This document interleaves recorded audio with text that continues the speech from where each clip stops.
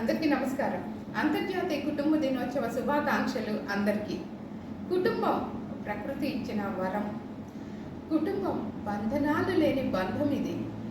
కుటుంబంలో సభ్యులందరూ ఎంత ఐకమత్యంగా, అన్యోన్యంగా, ప్రేమగా ఉంటే కుటుంబం అంత బలంగా ఉన్నట్టు.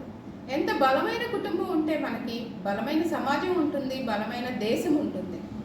సో కుటుంబంలో ఐక్యత, బంధాలు చాలా ముఖ్యం. ఈ బంధాలను మనం కాపాడుకోవాలన్నా కుటుంబ సభ్యులు కలిసి ఉండే టైం ఉండాలి. ఒకళ్ళకొకళ్ళు కలిసి కూర్చొని సహపంక్తి భోజనాలు అంటాం కదా, మనం అందరం కలిసి కూర్చొని భోజనం చేస్తుంటే మన కష్ట నష్టాలు, బాధలు, కన్నీళ్ళు అన్నీ మనం షేర్ చేసుకుంటే ఈక్వల్గా, అప్పుడు ఆ బంధం బలపడుతుంది. ఆ కుటుంబ సభ్యుల మధ్య బంధం ఎంత బలంగా ఉందో, ఎంత దృఢంగా ఉంటేనే కుటుంబం అంత దృఢంగా ఉంటుంది.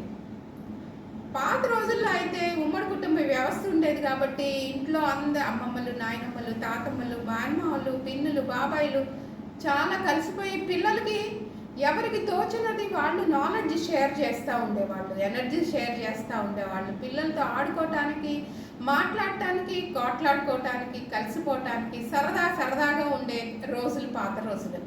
ఇప్పుడు కుటుంబ వ్యవస్థ కుదించుకొని చిన్నదైపోయింది. ఇప్పుడు 1 or 2 or 1 or none దాకా వచ్చేసాం మనం. ఈ జనరేషన్ అయితే మరి both parents earning but no children, only with one dog. అక్కడ దాకా వచ్చామంటే generation family, how they can make family? No, it's not correct మా. ఇప్పుడున్న యంగ్ జనరేషన్కి మనం అందరం ఎక్స్ప్లెయిన్ చేయాలి, కుటుంబ వ్యవస్థ గురించి ఎక్స్ప్లెయిన్ చేయాలి. మనకు అత్యంత కష్టాల్లో, నష్టాల్లో అత్యంత ఆప్తులుగా నిలిచి మనకి సహాయ సహకారాలు అందించేది కుటుంబ సభ్యులే.